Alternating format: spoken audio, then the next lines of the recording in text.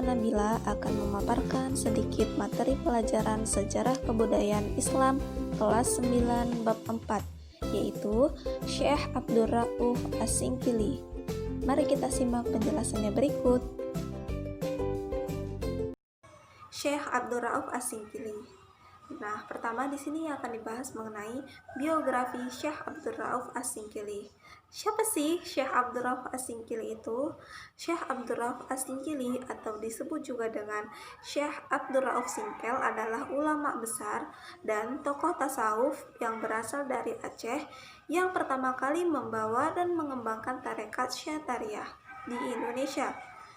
Nama lengkap beliau adalah Amin ad-Din Abdul Rauf Ibnu Ali Al-Jawi Al-Fansuri As-Singkili.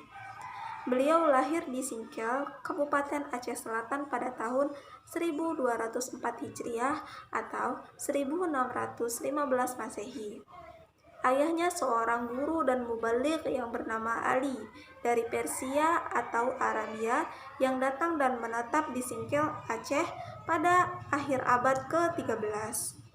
Sesuai dengan gelarnya Al-Fansuri, Ibu Abdul Rauf berasal dari desa Fansur Barus, sedangkan gelarnya As-Singkili karena beliau lahir di daerah Singkil, Aceh. Beberapa literatur menyebutkan bahwa ayah dari Syekh Abdul Rauf As-Singkili merupakan kakak laki-laki dari Hamzah Al-Fansuri.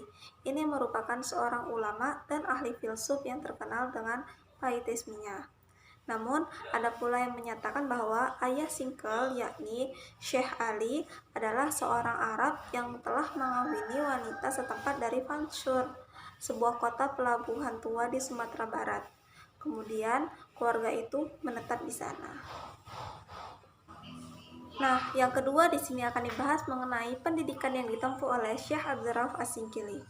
Mengenai latar belakang pendidikannya, Syekh Abdul Rauf telah memiliki dasar agama yang kuat karena pada masa mudanya beliau mula-mula belajar pada ayahnya yaitu Syekh Ali.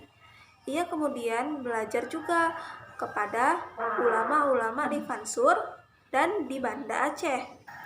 Pada sekitar tahun 1604 Hijriah atau 1643 Masehi, ketika Kesultanan Aceh berada di dalam pemerintahan Sultanah Safiatuddin Tajul Alam, Abdul Rauf berangkat ke tanah Arab dengan tujuan mempelajari agama.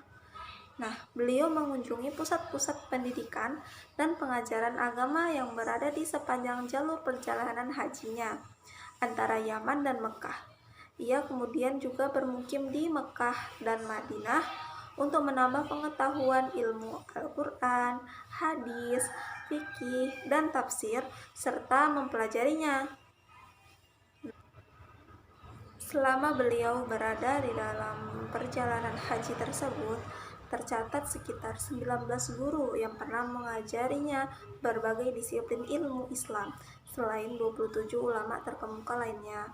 Sebagai orang yang paling bisa dikatakan berpengaruh pada Syekh Abdul Rauf, yaitu Syekh Syafiuddin Ahmad Ad-Dajani Al-Qushashi, yakni guru spiritualnya di Madinah.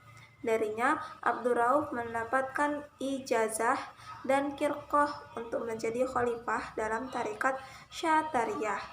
Hingga akhirnya beliau memiliki hak untuk mengajarkan tarekat tersebut kepada orang lain. Ia diperkirakan kembali ke Aceh sekitar tahun 1083 Hijriah atau 1662 Masehi dan mengajarkan serta mengembangkan tarekat Syatariyah yang telah dipelajarinya dan diperolehnya. Tarekat tersebut bertujuan untuk membangkitkan kesadaran manusia terhadap keberadaan Allah Subhanahu wa Ta'ala di dalam hati mereka. Hal ini dicapai melalui pengalaman beberapa zikir. Abdul Rauf bukanlah sekedar ulama tasawuf, tetapi beliau juga ahli dalam ilmu-ilmu tafsir, fikih, dan hadis. Perpaduan dua bidang ilmu tersebut sangat mempengaruhi sikap keilmuan Abdul Rauf yang sangat menekankan perpaduan antara tarekat dan tasawuf. Nah, murid yang berguru kepadanya banyak yang berasal dari Aceh dan wilayah Nusantara lainnya. Beberapa yang menjadi ulama terkenal ialah Syekh Burhanuddin Ulakan dari Pariaman, Sumatera Barat, dan Syekh Abdul Muhyi Pamijahan dari Tasikmalaya, Jawa Barat.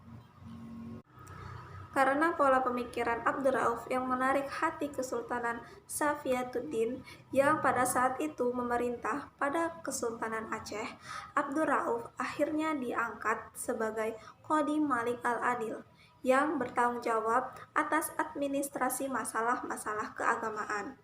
Dengan dukungan kerajaan, beliau berhasil menghapus ajaran Salik Buta, yaitu tarekat yang sudah ada sebelumnya dalam masyarakat Aceh, yaitu ajaran yang menyatakan bahwa para salik atau pengikut tarekat yang tidak mau bertobat harus dibunuh.